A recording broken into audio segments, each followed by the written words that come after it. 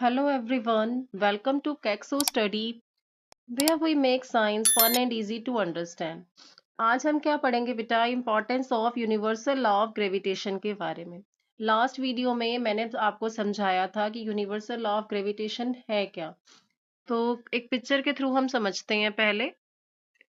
जैसे हमने last video में समझा था कि मून जो है वो जब अर्थ के चारों तरफ चक्कर लगाता है तो मून भी क्या है, अर्थ को अपनी तरफ पुल करता है और अर्थ भी मून को अपनी तरफ पुल करती है। अर्थ क्या करती है, इस पर एक सेंट्रीपिटल फोर्स लगाती है जो किसके इक्वल होता है, ग्रेविटेशनल फोर्स के इक्वल होता है। इसी तरीके से आर्टिफिशियल सैटेलाइट्स का भी है, उन पर भी अर्थ एक सेंट्रीपिटल फोर्स लगाती है।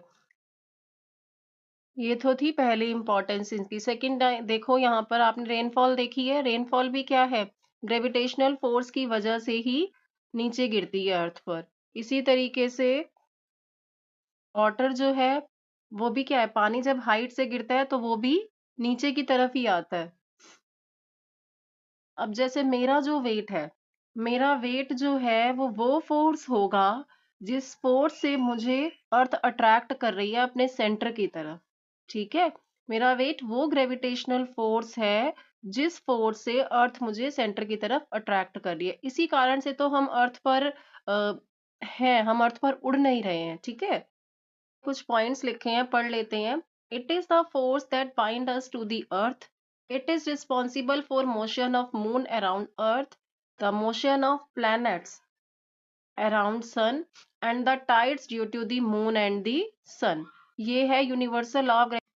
इस पिक्चर से हम समझते हैं टाइड्स का। टाइड्स क्या है, rise and fall of sea level. क्यों सी वाटर का पानी ऊपर उठता है और गिरता है? यहाँ हमने ये अर्थ दिखाई, ब्लू से क्या दिखाया बेटा, ब्लू से हमने यहाँ वाटर दिखाया। ये है मून। जब अर्थ मून पर फोर्स लगाती है तब मून भी क्या है, मून भी अर्थ पर फोर्स लगाता है। अब अर्थ को अपनी तरफ पूरी तरह से तो मून खींच नहीं पाता, बट ये इफेक्ट जो है अर्थ की इस तरफ इतना स्ट्रोंगर होता है कि जब मून अर्थ को फेस कर रहा है, ठीक है, जब मून अर्थ को फेस कर रहा होता है तब ये जो इफेक्ट है इतना स्ट्रोंगर होता है कि यहाँ पर इसी रीजन से एक बल्ज ऑफ वाटर जो है वो क्रिएट हो जाता है ये। और यहाँ पर क्या बन जाती है, हाई टाइड। और अर्थ के दूसरी तरफ भी हाई टाइड होती है, क्योंकि जब मून जो है अर्थ को अपनी तरफ खींच रहा है, अपनी साइड पुल कर रहा है, तो जो ओशियन का वाटर पीछे छूट जाता है वहां भी एक बल्ज क्रिएट होता है और वहां भी क्या बन जाती है, हाई टाइड। इस वॉल्यूम को, इस वाटर के वॉल्यूम को मेंटेन करने के लिए ऊपर और नीचे दोनों तरफ दबाव पड़ता है। तो जो यहाँ होता है, यहाँ जो पानी है यहाँ क्या बन जाता है, लो टाइड। ठीक है, इस तरह इधर भी क्या बन जाता है, लो टाइड। इस तरीके से मून एक बहुत बड़ा रोल प्ले करता है टाइड्स में। ठीक है, अब हम देखते हैं किस तरीके से सन का इफेक्ट पड़ता है टाइड पर। सन जो है वो मून के कंपैरेटिवली बहुत बड़ा है। इसका ग्रेविटेशनल फोर्स स्ट्रॉन्गर तो होगा, बट ये अर्थ से बहुत दूर होने के कारण इसका इफेक्ट टाइड्स पर मून के मुकाबले बहुत कम पड़ता है। जब सन, मून और अर्थ तीनों एक ही लाइन में होंगे तो सन और मून जो है वो क्या कर रहे हैं, मिलकर ग्रेविटेशनल फोर्स लगाते हैं। अब जब ये मिलकर ग्रेविटेशनल फोर्स लगा रहे हैं अर्थ पर, तब सबसे ऊंची लहरें बनती हैं। और इन सबसे ऊंची लहरों को ही हम क्या बोलते हैं, स्प्रिंग टाइड बोलते हैं। ये होता कब है, ये है फुल मून और न्यू मून पे ये टाइड्स बनती हैं। ठीक है, वो ये नीप टाइड के बारे। अब नीप टाइड कब बनता है, जब सन और मून एक लाइन में ना होके 90 डिग्री के एंगल पर होते हैं, यानी कि फर्स्ट क्वार्टर मून पे और थर्ड क्वार्टर मून पर। तब क्या करते हैं, दोनों ग्रेविटेशनल फोर्स लगाते हैं सन और मून। अब वो जब दोनों फोर्स लगाएंगे ग्रेविटेशनल फोर्स अर्थ पर, तो वो एक दूसरे के इफेक्ट को क्या करेंगे, कम करेंगे, जिससे जो है टाइड कमजोर बनेगी। और जिसको क्या बोलते हैं हम, नीप टाइड। नीप का मतलब क्या होता है, कमजोर होना। ठीक है, लॉ ऑफ ग्रेविटेशन की। अब कुछ न्यूमेरिकल्स देखते हैं। Numerical 1, Find the gravitational force between two objects of masses 5 kg and 10 kg placed 2 meters apart. आपको ग्रेविटेशनल फोर्स फाइंड करना है। आपको टू ऑब्जेक्ट्स दी हुई हैं। आपको m1 कितना दिया है? m1 दिया है 5 kg।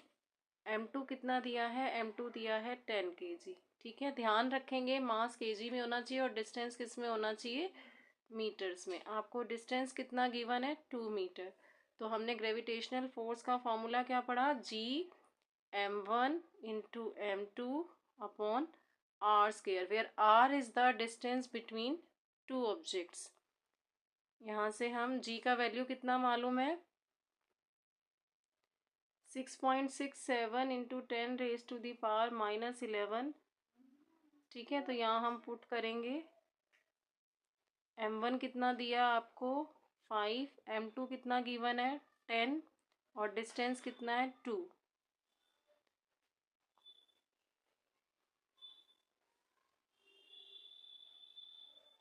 6.67 इंटू 10⁻11, ये कितना हो गया? 10 5 ज़ा 50 और ये आया यहाँ 4।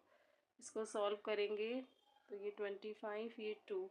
जब इसको कैलकुलेट करोगे ये आएगा 8.34 इंटू 10⁻⁻10 न्यूटन। ठीक है, आपको डिस्टेंस ना दिया होता, फोर्स दिया होता, ठीक है, डिस्टेंस कैलकुलेट करना होता तो भी इसी फॉर्मूले से कर लेते। क्लियर है? तो जितने भी न्यूमेरिकल्स आपको दिखेंगे, किसी में आपको डिस्टेंस फाइंड करना होगा, किसी में ग्रेविटेशनल फोर्स, ठीक है, किसी में आपको ये तीनों चीज़ें दी होंगी, फोर्स दिया होगा, m1 दिया होगा, डिस्टेंस दिया होगा, तो m2 की वैल्यू फाइंड करनी होगी। फॉर्मूला यही यूज़ होगा। नेक्स्ट पे चलते हैं। नेक्स्ट है, if the distance between two objects is tripled how will the gravitational force change. अगर दो ऑब्जेक्ट्स के बीच का डिस्टेंस ट्रिपल कर दिया जाए तो ग्रेविटेशनल फोर्स में कितना चेंज आएगा? हम जानते हैं ग्रेविटेशनल फोर्स का फॉर्मूला है F is equal to G into m1 into m2 upon r square. अगर डिस्टेंस ट्रिपल हो जाएगा तो हमारा नया F डैश कितना हो जाएगा? जी m1 इंटू m2, ट्रिपल है तो 3 टाइम्स, इस तरीके से हमारा डिस्टेंस 3r हो जाएगा और 3r का स्क्वेयर। तो क्या आएगा ये?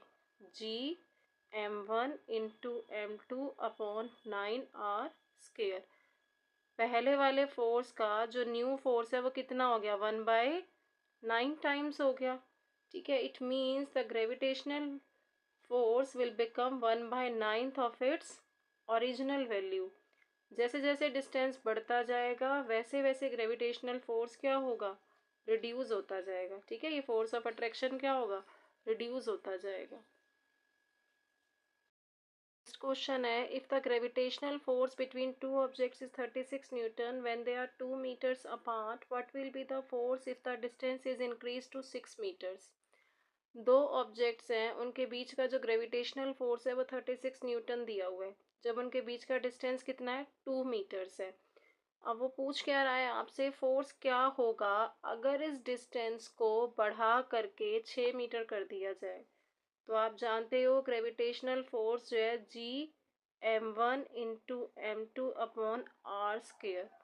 अब फोर्स हमें 36 न्यूटन दिया है यहाँ, G m1 into m2, distance मुझे यहाँ 2 दिया है तो 2 का स्क्वेयर, ये आ गया 36 G m1 into m2 upon 4।